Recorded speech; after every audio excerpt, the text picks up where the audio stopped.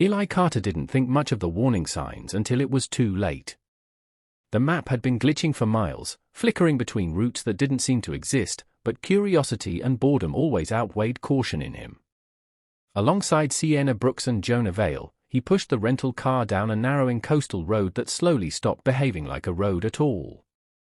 Asphalt gave way to compacted sand, then loose grains, then nothing that could properly be called a path.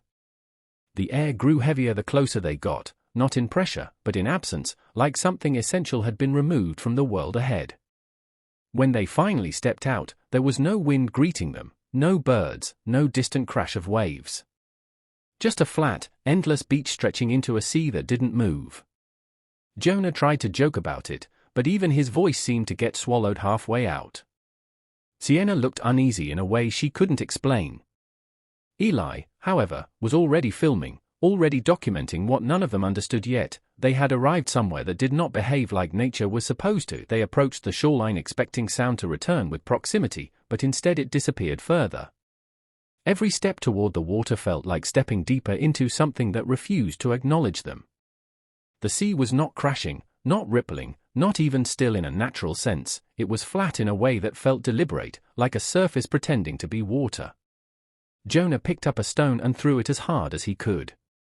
It vanished without impact, without splash, without echo, as if the ocean had simply decided not to receive it. Sienna's breathing became uneven, though she insisted she was fine. Eli replayed his recordings only to find that their voices weren't there. Their movements existed visually, but sound had been erased as though it had never been permitted in this place. Even their footsteps didn't register anymore.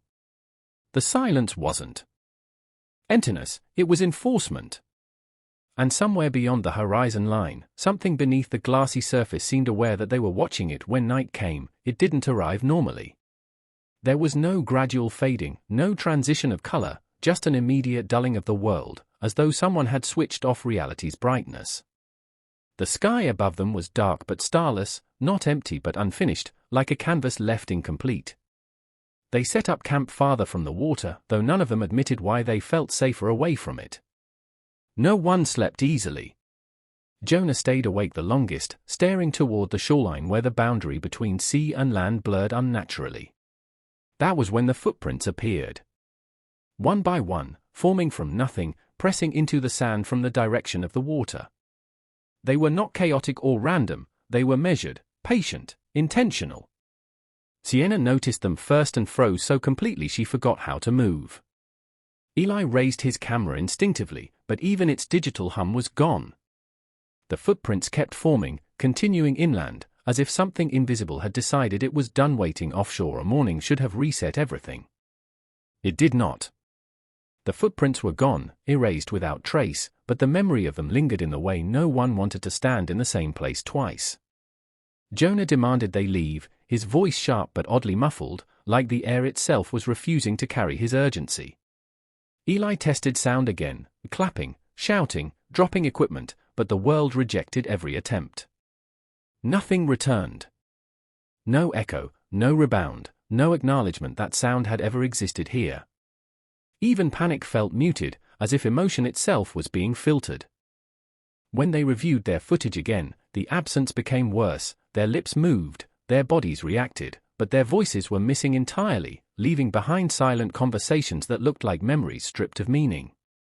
Sienna began to stare at the water too often, too long, as though waiting for it to respond to her instead of the other way around.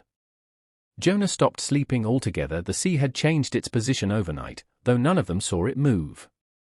It simply was closer, occupying more space than it had before, pressing inward without waves or motion. The shoreline had no clear boundary anymore. Sand and water blended into a single, flat continuity. Jonah refused to approach it, but even from a distance, he felt it pulling at him in ways he couldn't describe. Sienna started counting under her breath, but even she couldn't hear her own numbers anymore. Eli walked closer again, compelled more by documentation than courage, and noticed something beneath the surface that wasn't movement but observation. Shapes existed under the glass-like sea, not rising or sinking, but watching. The water didn't reflect light properly anymore, it reflected intention. And when Eli looked down, he had the unmistakable feeling that something beneath the surface was learning the shape of him. That night, none of them stayed where they were supposed to. Sleep dissolved into unease, and unease dissolved into movement. Jonah found himself standing without remembering getting up. Sienna walked ahead without speaking, and Eli followed without deciding to. The beach seemed shorter than before, as if distance itself was collapsing inward. The sea had expanded again, but not outward. It felt closer in meaning, not space. The silence had become physical now, pressing into their thoughts, dulling resistance. They didn't talk because they no longer expected to be heard, even by each other. Every step forward felt less like choice and more like correction, as if the world was adjusting them into alignment with something waiting patiently at the waterline. The ocean remained perfectly still, yet everything inside them moved toward it. They reached the edge together without remembering the decision to do so. The sea remained unchanged, flat, infinite, and impossibly quiet. No wind touched it.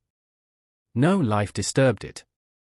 It simply existed, waiting as it always had. Sienna stepped forward first, not in fear but in resignation, as though she had finally understood something that could not be spoken. Jonah tried to turn away, but the sand beneath him no longer obeyed hesitation. Eli lifted his camera one last time, though it recorded nothing new, only the same silent world that had been consuming them since arrival. And then the water responded, not with waves, but with acceptance.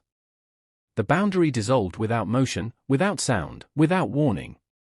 After that, there was no struggle, no splash, no echo. Only stillness continuing as if nothing had ever interrupted it. The beach remained afterward, unchanged, perfect, and waiting, because silence, once absolute, does not end.